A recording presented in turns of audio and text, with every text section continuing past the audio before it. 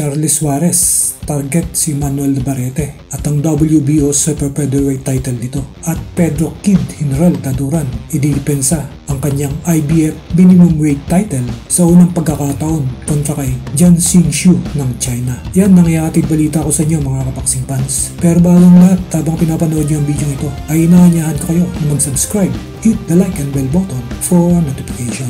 Ang 36-year-old na tubong Davao del Norte na dating boxing Olympian at 3-time Southeast Asian gold medalist na si Charlie Suarez ay hinog na para mapasabak sa isang major world boxing title fight. Ang huling laban ni Charlie bilang amateur boxer ay nang ipinresentan niya ang Pilipinas sa 2016 Rio de Janeiro, Brazil Summer Olympics. Noong 2019, matapos na magsilbi sa Pilipinas bilang amateur boxer, ay nagdesisyon siya na lumaban na bilang isang professional boxer. Matapos makapagtala ng impresibong mga panalo, lalong-lalo na noong 2022 na nakapanalo siya ng 5 sunod-sunod na panalo at nakasungkit ng 4 na titulo, kabilang dyan ng GAB Super Featherweight title, WBA Super Featherweight title, WBA Asian Boxing Council Super Featherweight title, WBA Oceania Super Featherweight title, IBO Continental Super Featherweight title, IBF Intercontinental Super Featherweight title,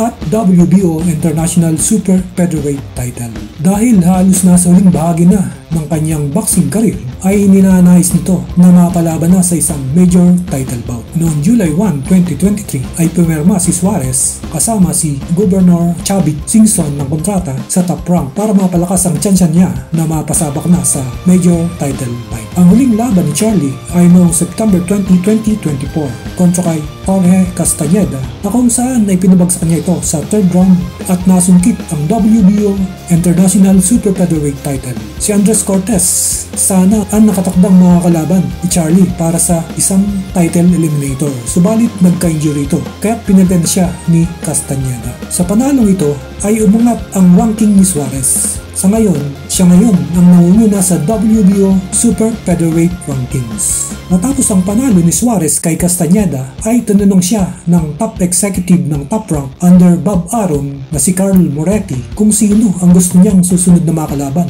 At ang nais nga ni Charlie ay walang iba kundi si WBO Super Featherweight Champion Emmanuel Navarrete ng Mexico. Nais ng kampo ni Suarez at ni Governor Singson na mangyari ang title fight dito sa Pilipinas. Kaya ini-appoint ni Governor si Filipino-American Ricky Nabalta para makapagnegosasyon sa kampo ni Navarrete. Malaking halaga na salapi ang gugugulin kung gaganapin Suarez versus Navarrete fight dito sa Pilipinas, subalit sa tulong ni Governor Singson ay kayang mangyari ang laban dito sa bansa. Mahirap na kalaban si Navarrete dahil sa husay nito. Siya ay 3-division world champion. Nasungkit niya ang titulo sa WBO Junior Featherweight, Featherweight at Junior Lightweight Division.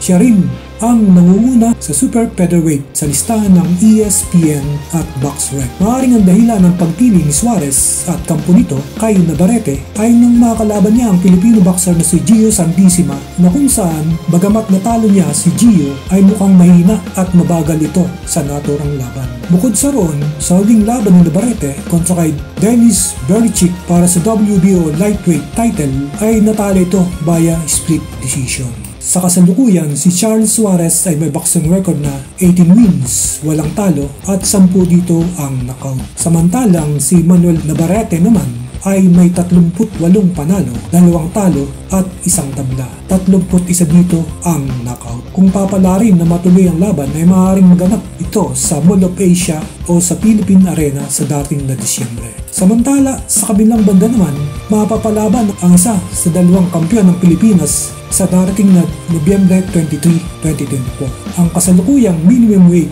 IBF World Boxing Champion na si Pedro Kid General Taduran ay makakatanggali si Jian Xingqiu ng China na gaganapin sa Jeju Island, South Korea. Ito ang unang depensa ni Taduran ng kanyang titulo matapos na talunin niya si Junhiro Shigeoka ng Japan noong July 28, 2024 at nasungkit ang IBF minimum weight belt nito. Sa kasalukuyan, si Shu ay may boxing record na 14 na panalo, 2 talo at 12 dito ang knockout. Samantalang si Pedro Kid General Taduran naman ay may record na 17 panalo, 4 natalo, 1 tabla at 13 dito ang knockout. Hanggang dito na lamang muna mga kaboxing fans, at kung nagustuhan niyo ang video ito ay huwag kalimutang mag-subscribe, hit the like and bell button for notification.